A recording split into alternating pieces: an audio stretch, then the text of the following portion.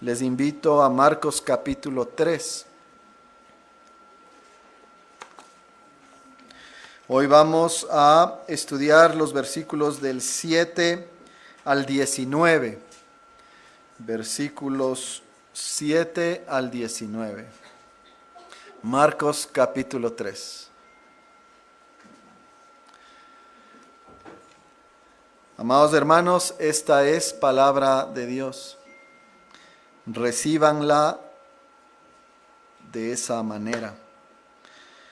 Otra vez entró Jesús en la sinagoga y había allí un hombre, disculpen, estoy leyendo desde el 1, desde el 7.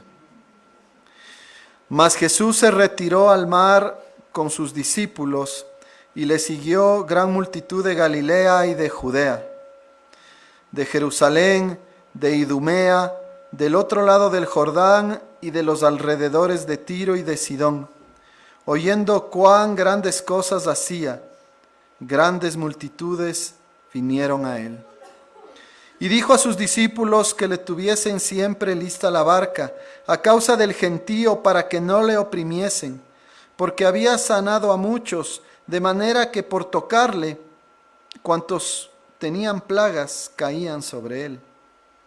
Y los espíritus inmundos al verle se postraban delante de él y daban voces diciendo: Tú eres el Hijo de Dios. Mas él les reprendía mucho para que no le descubriesen. Después subió al monte y llamó así a los que él quiso, y vinieron a él, y estableció a 12 para que estuviesen con él y para enviarlos a predicar, y que tuviesen autoridad para sanar enfermedades y para echar fuera demonios. A Simón, a quien puso por sobrenombre Pedro, a Jacobo hijo de Zebedeo, y a Juan hermano de Jacobo, a quienes apellidó Boanerges, esto es, hijos del trueno, a Andrés, Felipe, Bartolomé, Mateo, Tomás, Jacobo hijo de Alfeo, Tadeo, Simón el cananista y Judas Iscariote, el que le entregó, y vinieron a casa. Amén. Oremos. Señor, te damos las gracias por permitirnos escuchar tu palabra, porque, Señor, es tu voz y necesitamos alimentarnos de ella. Padre, bendice este mensaje que viene de tu boca y permite, Señor, que podamos conocerte mejor y podamos también conocer mejor nuestro llamado a la luz de la gran necesidad que este mundo tiene. En el nombre de Cristo te lo pedimos. Amén. Hermanos, este pasaje tiene que ser entendido a la luz del mensaje anterior. Si ustedes recuerdan y si ustedes tienen sus Biblias a la mano, el mensaje anterior fue el de Marcos 3, versículos del 1 al 6. Habíamos terminado viendo una escena tremendamente triste.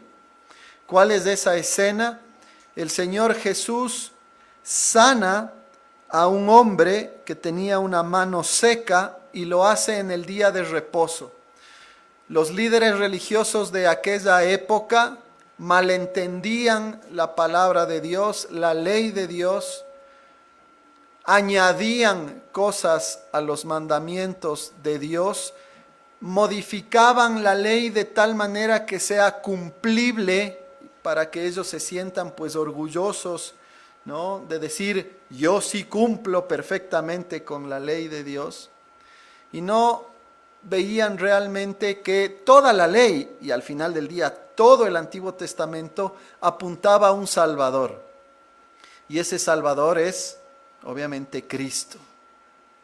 Los líderes religiosos, viendo que Jesús sanaba en este día de descanso, insisto, sin entender que ese día de descanso es un día que anticipa el descanso eterno, descanso que obviamente se caracteriza por la falta de pecado. Ese es el punto del descanso. Lo que a nosotros nos genera sufrimiento, dolor, dificultad, complicaciones, es el pecado, el cual ya no va a existir cuando estemos en la gloria. Todo ese estado de gloria perfecto, nosotros lo debemos vivir en esta vida, especialmente durante todos los días de nuestra vida, pero especialmente en este día, el día de descanso que Dios nos ha dado, para que nosotros dejemos de hacer el trabajo diario, que también lo hacemos para Dios y en servicio a Dios, pero para que tengamos el tiempo de centrarnos en Dios, descansar en Él, alabarle a Él, conocer más de Él, y para tener la oportunidad también de hacer el bien.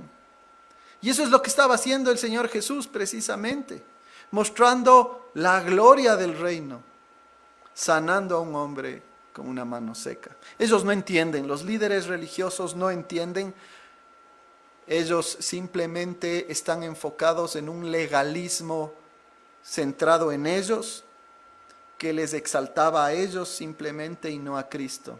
Y rechazan a Cristo en consecuencia. El versículo 6 nos dice, y salidos los fariseos, tomaron consejo con los herodianos, otro grupo político de la época, contra Jesús para destruirle. Recién estamos en el capítulo 3 de Marcos, y los fariseos ya quieren destruir a Jesús.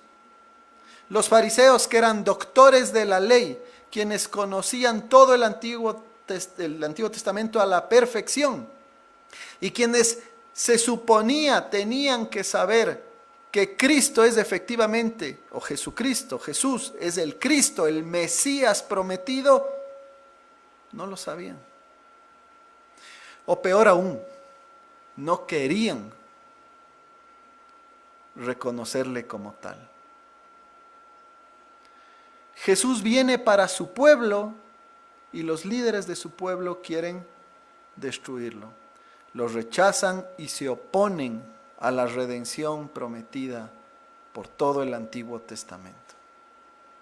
¿Cuál es entonces el escenario? Un escenario de oposición al ministerio de Jesús. Y lo que vamos a ver a continuación es la respuesta de Jesús frente a la oposición a su ministerio de salvación. ¿Qué sucede entonces? Empezando en el versículo 7. ¿Qué hace Jesús frente a esa oposición? Jesús se retira y se retira hacia el mar con sus discípulos. Jesús no se queda en ese conflicto. Jesús, en un sentido, rompe con el plan de negación, de oposición de los fariseos. Su pueblo no quiere aceptarlo, los líderes religiosos quieren destruirlo, Jesús se aparta. Pero Él no se aparta con temor, Él no es que se rinde, lo que hace es retirarse estratégicamente para empezar un nuevo plan. El Israel original no quiere al Cristo prometido. Bueno, Cristo va a generar un nuevo Israel. Y eso es lo que vamos a ver aquí. Se va entonces para el mar con sus discípulos. Se aleja. Pero ¿qué pasa? La multitud tiene gran necesidad. Aquí notamos ese gran contraste. Los fariseos quieren destruirle y matarle por hacer el bien, pero las multitudes, la gente simple, el pueblo, le sigue. Y le sigue con tremenda pasión. Le sigue con tal nivel de necesidad que el tema se vuelve incluso hasta peligroso. Vean lo que dicen los siguientes versículos.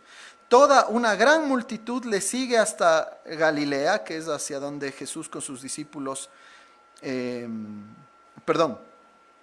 le sigue la gran multitud de Galilea, no solamente de Galilea, sino también de Judea, de Jerusalén, de Idumea y del otro lado del Jordán, no solo de allí, sino también de los alrededores de Tiro y de Sidón.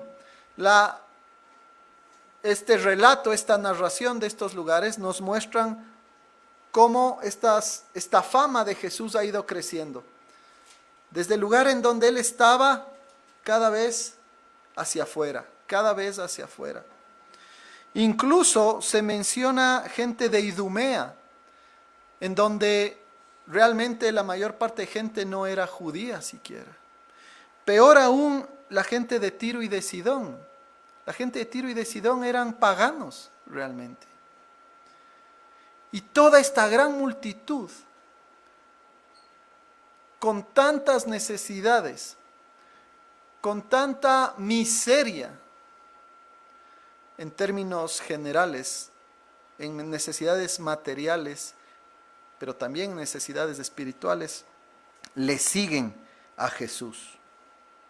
¿Por qué le siguen? El versículo 8 nos lo dice, porque ellos habían oído cuán grandes cosas él hacía. También podemos discutir, y es parte de esto, hasta qué punto esta multitud realmente tenía buenas y profundas preocupaciones espirituales, ¿no? Es parte de eso. Seguramente en esta gran multitud, sobre todo porque sabemos cómo murió Jesús. Con Jesús cuando él fue a la cruz, ¿cuántos estuvieron? Poquitos o casi nadie. Sin embargo, estas multitudes habían visto en Jesús realmente su poder, al menos su poder. Lo que esto expresa es esa gran necesidad de estas multitudes. Esta necesidad que los fariseos, al contrario, se negaban a aceptar que ellos también tenían, de una manera espiritual sobre todo. Estas grandes multitudes habían oído de sus grandes milagros y van hacia allá.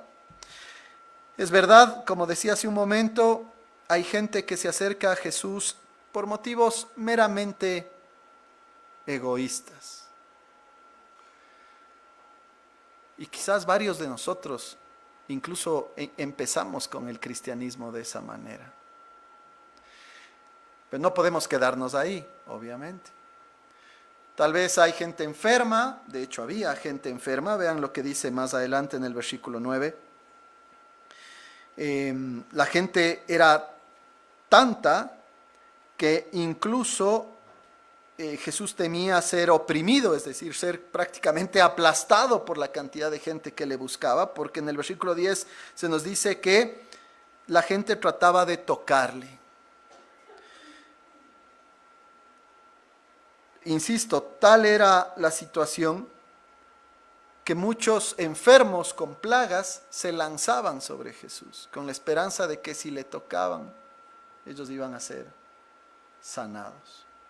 Insisto, tal vez simplemente necesidades centradas en uno, estoy enfermo, tengo problemas económicos, tengo problemas familiares, tengo este tipo de necesidades, etc. Y por eso voy a Jesús. No hay mucha madurez ahí todavía en esa fe. Sin embargo, queridos hermanos, lo que más nos debe llamar la atención de este relato no es tanto la necesidad de la gente, que es parte de esto, sino la respuesta del Señor frente a esa necesidad. El Señor Jesús va a responder ante esta necesidad con gran compasión, con gran amor, y va efectivamente a darle respuesta a esta gran necesidad, escogiendo a 12 hombres para que ellos sean el fundamento del nuevo Israel y que van a cumplir, como vamos a ver un poco más adelante, como medios para traer esas bendiciones materiales, pero no solo materiales, sino sobre todo espirituales, que son las que absolutamente todos tenemos.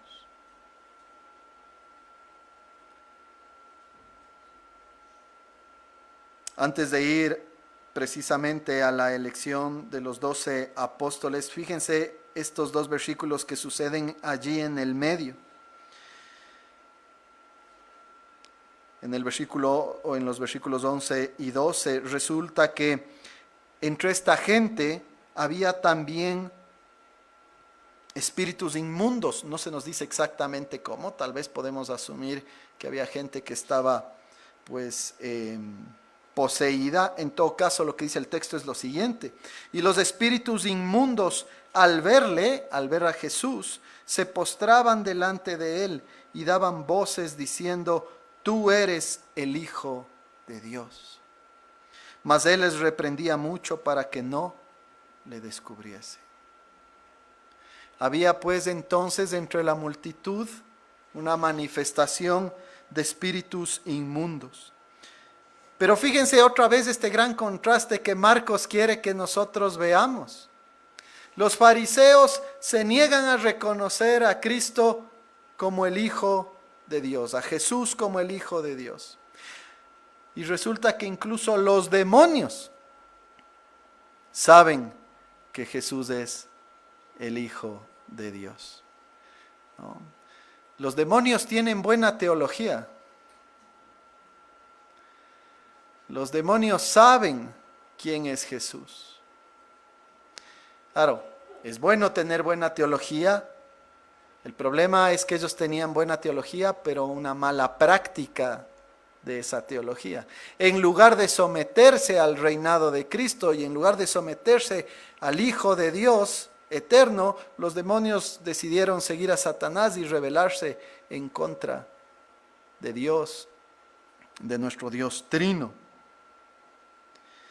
Es muy interesante que esto suceda y es algo que nosotros tenemos también que analizarlo a la luz de nuestras propias vidas, hermanos.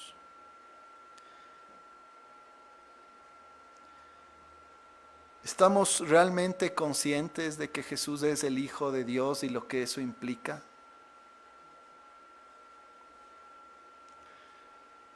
¿Entiende usted que el hecho de que Jesús sea el Hijo de Dios significa que todo aquello que Él ha dicho es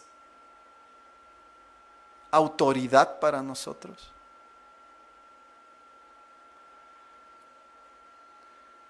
Estamos conscientes de que hay momentos en nuestras vidas en que, claro, oímos estas prédicas y decimos: sí, esos fariseos, qué desastre, ¿no? Y resulta que en nuestras vidas hay momentos farisaicos, momentos en los que nosotros nos negamos a reconocer a Jesús y a su palabra como lo que realmente son. Y que casi incluso desearíamos destruir esa palabra porque no estamos dispuestos a aceptarla. Cuando nosotros cuestionamos a Dios, cuando nosotros cuestionamos la autoridad de Jesús, lo que estamos haciendo es actuar como fariseos precisamente, como si nosotros fuésemos los reyes del universo, cuando el único rey del universo es Cristo. ¿Cómo se acerca usted a la palabra de Dios? ¿A leerla para ver lo que le gusta y no le gusta? Esto sí me gusta, entonces sí. Esto no me gusta, entonces eso yo no. Yo eso no obedezco.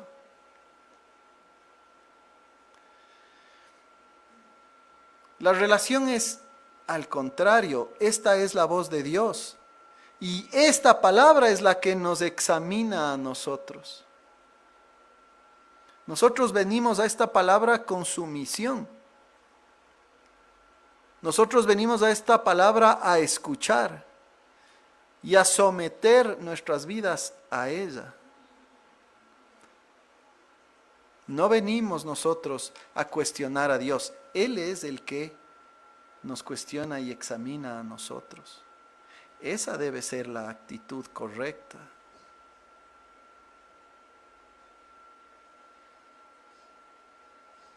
Por otro lado, hermanos, Quizás algunos de nosotros luchan con el otro extremo. ¿Cuál es ese otro extremo?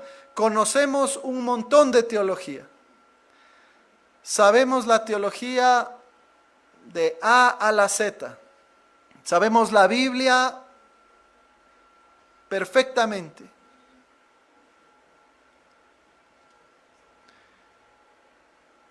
Pero no queremos vivirla y practicarla.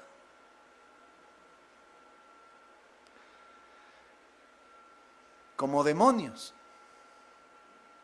literalmente. Sabemos quién es Jesús. Sabemos que es el Hijo de Dios. Estamos dispuestos incluso a confesar que Él es el Hijo de Dios. Y sin embargo nos comportamos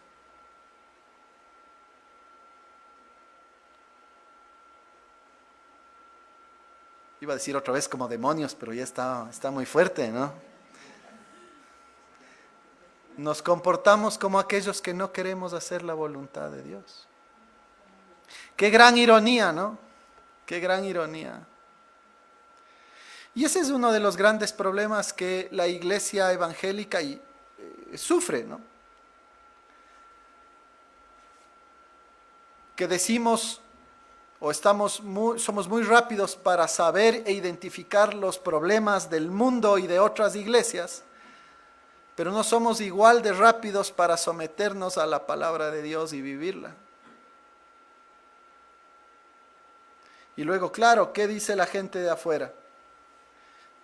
Pero si tú haces lo mismo.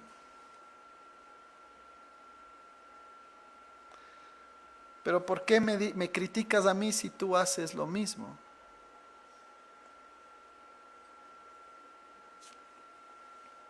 Bueno, el Señor Jesús, gracias a Dios tenemos al Señor Jesús.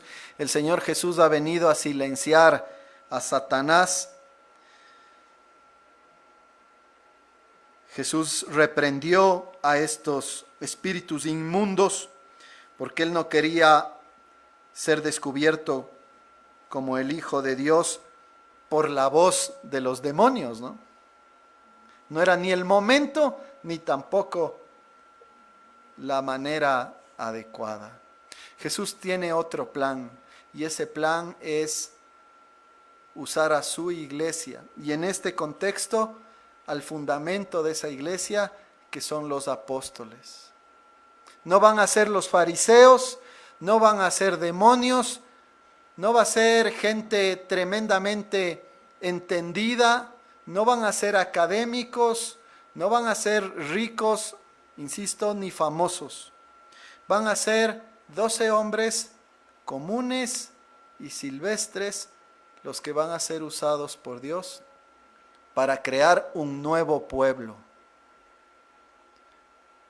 Un pueblo que va a poder ser alimentado por la palabra de Dios y va a recibir también las bendiciones poderosas y llenas de misericordia de Dios. Así es entonces que el Señor Jesús, versículo 13, sube al monte y llama así a los que Él quiso y vinieron a Él. Fíjense este versículo tan importante. Jesús sube al monte, que a propósito, en Marcos hay algunas figuras literarias bien importantes, hay algunos símbolos bien importantes. Cada vez que aparecen los mares, los lagos, las aguas, son referencias a conflicto, a dificultad. Cada vez que aparecen las montañas, es cuando suceden los eventos importantes, los eventos poderosos. Sube al monte entonces el Señor Jesús y fíjense lo que hace. Llamó así a los que Él quiso. Fíjense que lo que el Señor en primer lugar hace es, no llama a apóstoles, a hombres para servir como apóstoles. Jesús no llama primero para que alguien cumpla con un oficio.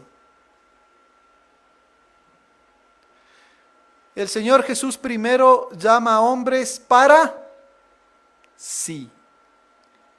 El primer llamado de un discípulo es el llamado a ser de Jesús. Ese es el llamado más importante. A ser de Jesús, a pertenecer a Jesús. Por eso es que pastores, ancianos, diáconos o lo que sea, que primeramente se sienten llamados a una función y no llamados a Cristo, no pueden cumplir con su labor.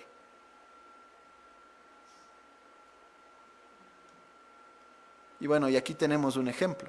Judas mismo estuvo entre los 12, fue llamado, pero no fue realmente uno verdadero.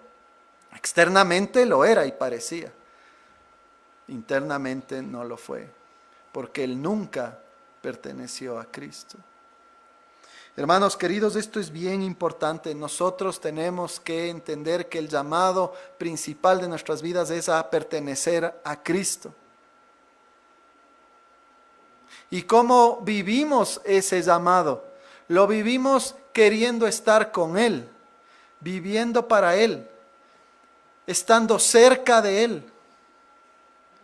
Eso se vive en comunión en el servicio de adoración, en comunión en un devocional privado, en comunión en la lectura de la palabra, en comunión en oración. Queremos estar con Él, queremos ser de Él. ¿Usted quiere? ¿Usted lo hace? ¿O usted es uno de aquellos de la multitud? Ahí se viene otra dura. ¿O usted es uno de aquellos de la multitud que solamente quiere experimentar el poder de Jesús para recibir una bendición que usted considera necesaria?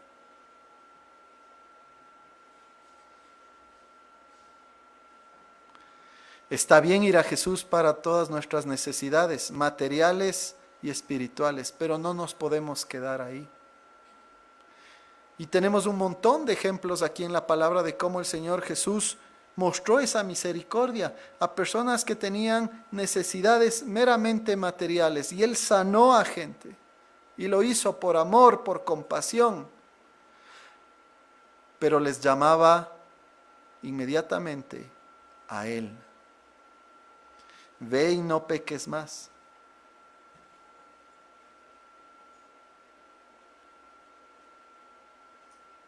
Hermanos queridos, si queremos ser una iglesia llena de siervos, una iglesia que quiere realmente vivir nuestro cristianismo hacia afuera, hacia el mundo, en primer lugar tenemos que ser de Él. Y debemos vivir para Él, y debemos pasar tiempo con Él, y debemos someternos a Él. Fíjese después que Jesús llamó a ¿quiénes? A los que Él quiso. Un montón de multitudes venían a Él, y sin embargo, Jesús llamó a ¿quiénes? A quienes Él quiso. Él es rey, y Él es un rey soberano, y Él sabe a quién va a llamar para cumplir con sus propósitos.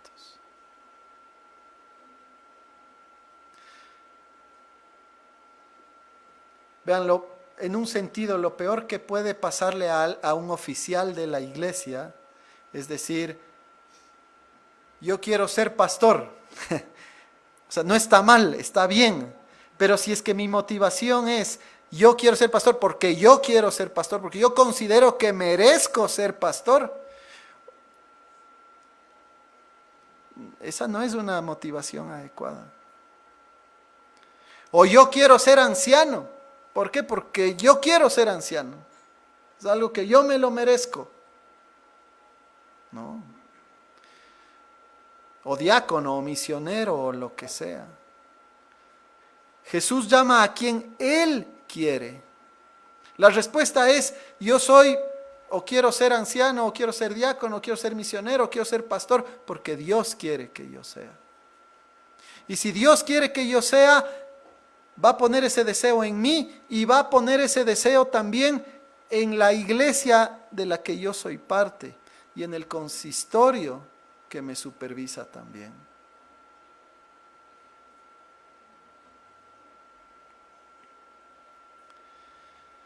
Por eso también es que tenemos y luego experimentamos tantos problemas en las iglesias, porque hay gente que piensa que un mero deseo personal es prueba suficiente de que están llamados por Dios para hacer tal o cual cosa. Dios es el que llama, Cristo es el que llama, y Él llama a los que Él quiere. No somos nosotros los que le vamos a obligar a Cristo a aceptar a tal o a cual. Él es el que llama. Y los seminaristas saben eso y eso les enseñamos en el seminario y esperamos que eso pues cale hondo en el corazón. Servir en un oficio es un privilegio, jamás puede ser una demanda.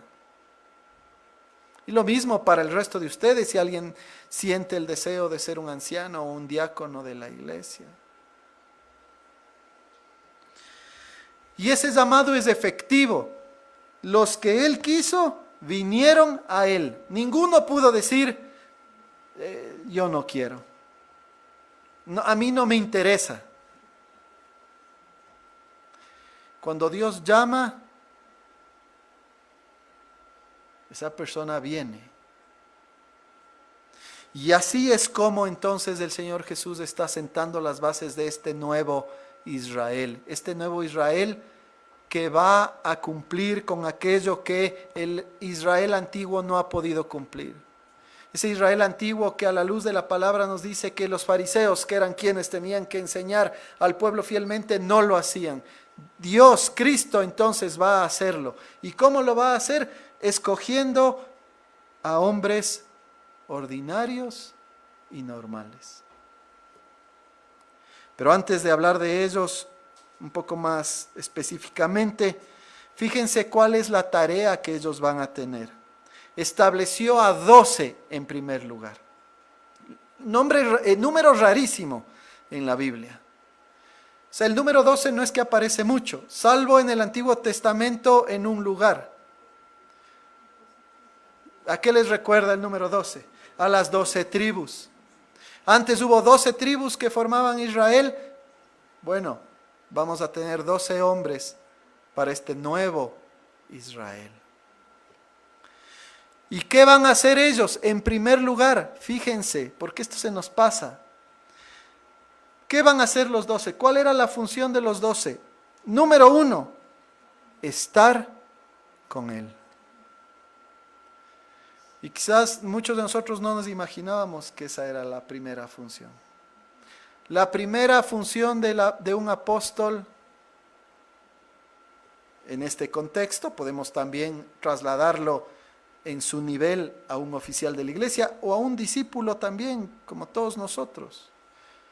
La primera función de un cristiano, más aún de un ministro, anciano, diácono, y en este caso, insisto, apóstol, ¿es cuál? Estar con Él. El primer llamado, hermanos, otra vez Marcos nos insiste, de un cristiano, de un discípulo, de un oficial de la iglesia, es estar con Jesús. Por eso es tan importante que nosotros tengamos ejercicios espirituales regulares. Si nosotros no estamos con Jesús regularmente, muy difícilmente vamos a poder cumplir con cualquier tarea que el Señor nos llame a hacer. Su primera responsabilidad es estar con Jesús. Orando estamos con Jesús, leyendo la palabra estamos con Jesús, meditando en la Biblia estamos con Jesús, reuniéndonos para adorar a Dios estamos con Jesús. Esa es la primera cosa. Y en segundo lugar, fueron enviados a predicar. Fíjense el contexto otra vez. Las multitudes iban a Jesús corriendo, se lanzaban, al punto de que Jesús dice: ténganme lista una barca ahí para ver si me salto allá, porque si no aquí voy a terminar aplastado. Pero Él ve con misericordia a esta gente, ve con compasión a esta gente que solamente entendía que su necesidad era ser sano.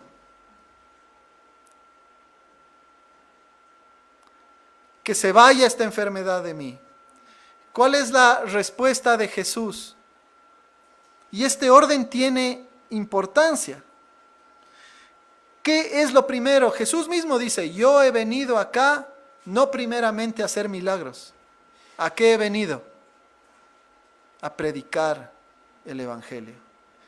Y eso mismo va a hacer con estos 12 que van a ser el medio para mostrar misericordia y suplir para las necesidades de las multitudes descarriadas.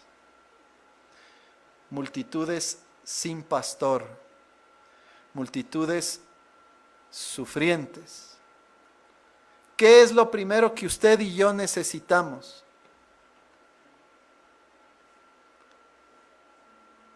No es salir del problema económico que tenemos, no es salir del problema de salud que tenemos, no es solucionar el problema personal que tenemos con alguien, no es eso, es parte de y es importante, pero no es lo más importante.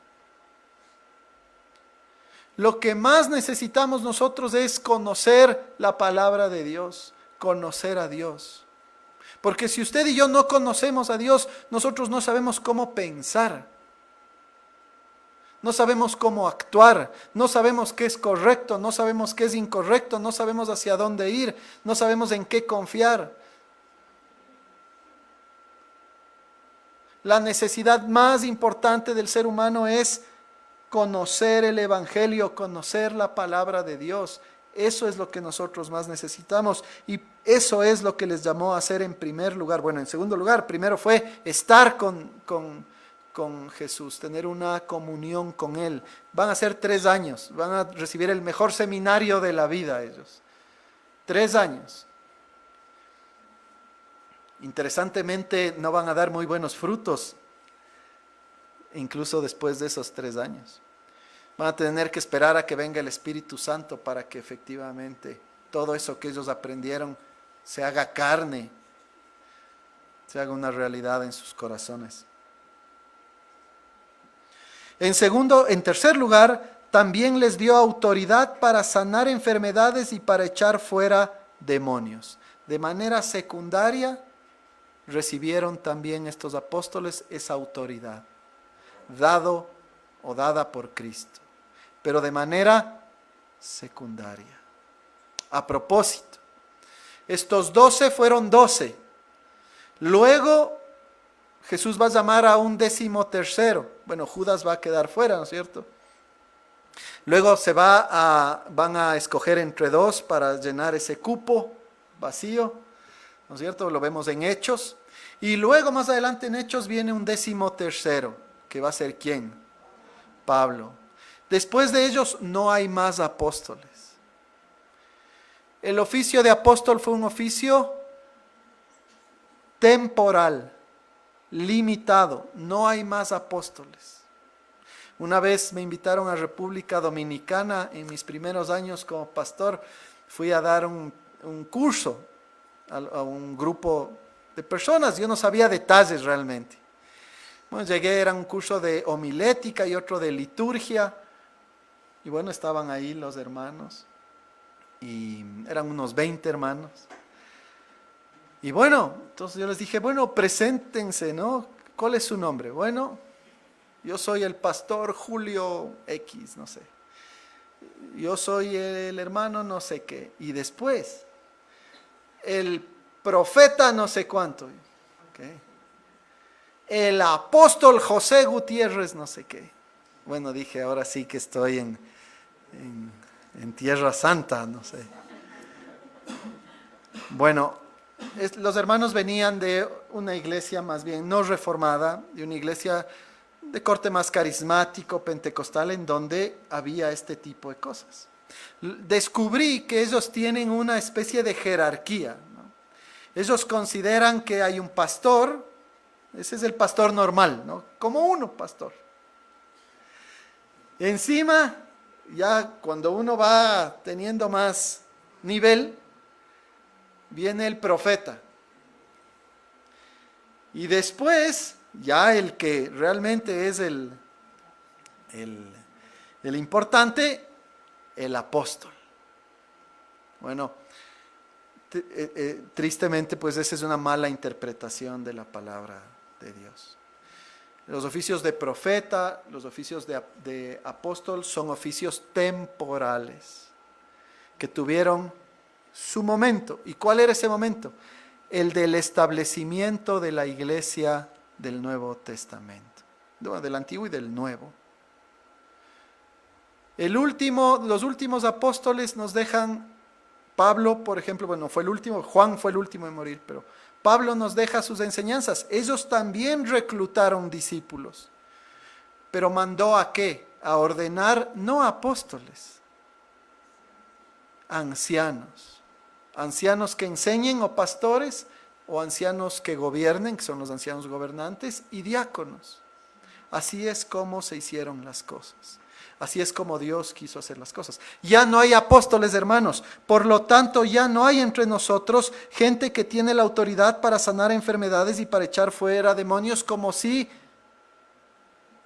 tuvieron los apóstoles. ¿Qué sí podemos hacer nosotros? Orar y pedirle a Dios para que sane o nos sane de una enfermedad. Podemos pedir para que el Señor, si está en su voluntad, sane a otras personas también. Igualmente, toda esta cuestión de los demonios. Este tiempo de la venida de Jesús y la era apostólica, estos primeros años, son años en donde hubo una actividad espiritual potente, por la mismísima presencia del Cristo, del Hijo de Dios. Esta presencia demoníaca también se hizo muy presente.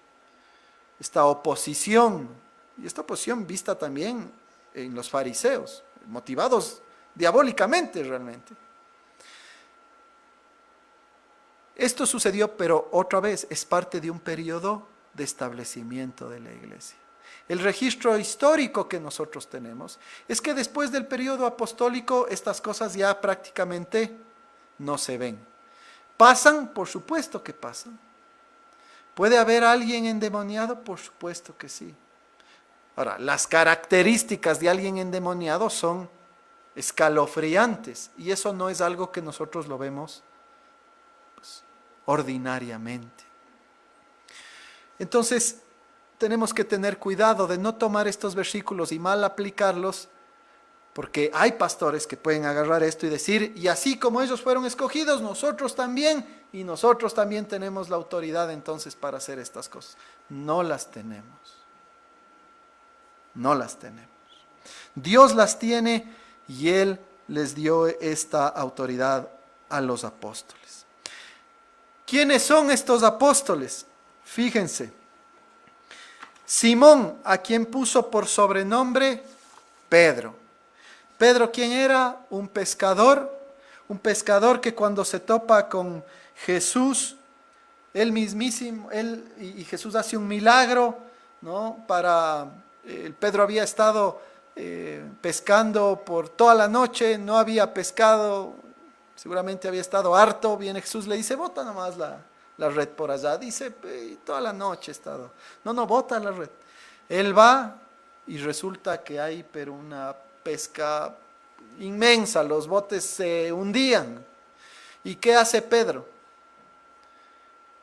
No sabe más frente al poder divino que encuentra en Jesús, se arrodilla y dice, aléjate de mí, porque yo soy un hombre pecador.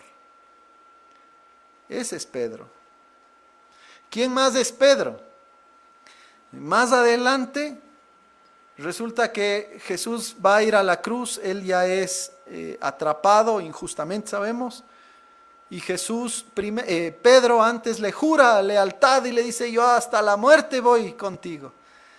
3 minutos después Jesús es encarcelado, atrapado para ser crucificado, y Pedro le sigue. Y cuando él es confrontado, ¿qué hace Pedro? Le niega 3 veces. Pero Pedro también es aquel que luego tiene el gran privilegio de predicar en Pentecostés y de que se conviertan miles.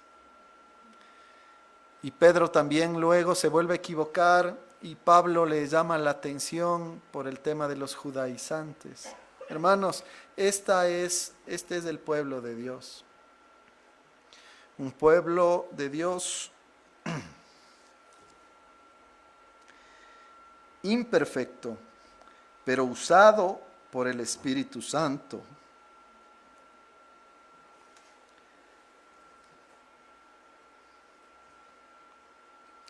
¿Quién más? Fíjense.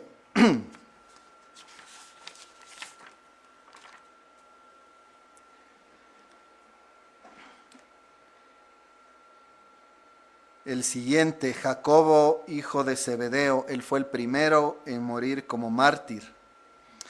Juan, hermano de Jacobo, él es Juan el último apóstol, el que escribe Apocalipsis. A estos 2 hermanos les apellidó Boanerges, que quiere decir hijos del trueno. Imagínense, ¿y ustedes quiénes son los hijos del trueno? ¿No? Parece que tenían un carácter intenso, potente, apasionado. Ciertamente no eran personas perfectas. Andrés, Felipe, Bartolomé, Mateo. Mateo, ¿se acuerdan? Ex cobrador de impuestos. Tadeo, Simón el cananista. Cananista quiere decir el muy celoso.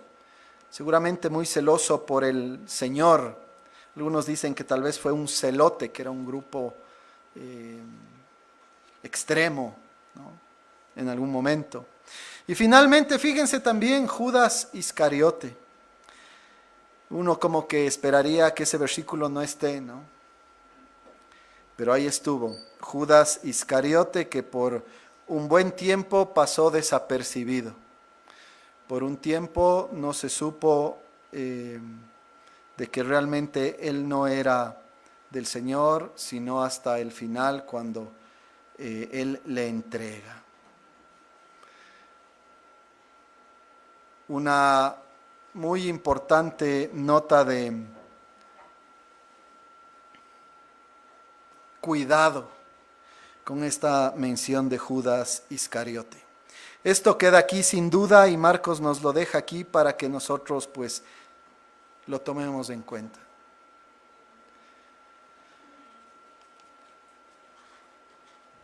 No solamente Judas, los fariseos, los demonios mismos, ¿verdad? Son ejemplos de caminar alejados de Dios. El tiempo de arrepentirse siempre es hoy. El momento de realmente buscar a Jesús para primeramente estar con Él, no, es hoy. En un sentido, hermanos, no hay nada de malo darse cuenta de que tal vez no he estado creyendo de la manera correcta. Quizás hemos sido como los de la multitud, buscando simplemente el favor de Dios y no buscándole a Él. Pero no importa, lo importante es hoy. Lo importante es que de hoy en adelante nos arrepintamos y busquemos a Cristo. Busquemos en primer lugar estar con Él. Busquemos en primer lugar tener comunión con Él y pertenecerle a Él. Y después Él nos irá llamando y Él nos irá usando como Él desea, cuando Él quiere, de la forma que Él desea. Usted tiene virtudes y defectos como todos nosotros. Arrepiéntase de su pecado, siga luchando contra su pecado, siga mortificando la carne, viva para Cristo. El Señor usa gente como usted y como yo. Ese es su deseo. Él no vino a buscar justos. Él vino a buscar pecadores para llamarles al arrepentimiento y usarlos para traer alivio a esas multitudes, de la cual tal vez nosotros fuimos parte en algún momento. Un alivio a través de la predicación de la palabra y también a través de sus bendiciones materiales, porque Él también tiene cuidado de ello. Ese es nuestro Señor Jesús, ese es el Rey que gobierna todo el universo y que quiere, hermanos, salvarnos y usarnos para la extensión de su reino. Amén. Oremos. Señor, te damos las gracias por tu palabra, te damos gracias, Señor, por Cristo y su obra de redención, y por la iglesia, por ese nuevo Israel, Señor, establecido sobre el testimonio de Cristo, usando hombres imperfectos, pero transformados, moldeados por el Espíritu Santo, para traer, Señor, alivio a la gran miseria y dolor que existe en el mundo, Señor. Amado, sigue tú llamando a aquellos que tú quieres. Sigue tú, Señor, poniendo en nuestro corazón el deseo de estar contigo en comunión. Y sigue tú enviando hombres, Señor, a predicar, mientras tú también provees para todas nuestras necesidades. Señor, quita de nosotros toda incredulidad. Si hay alguien, Señor, que camina secretamente en pecado y en rebelión, dale el arrepentimiento necesario, Señor, y salva a su alma. Te lo rogamos en el nombre de Jesús, nuestro Señor y Salvador. Amén.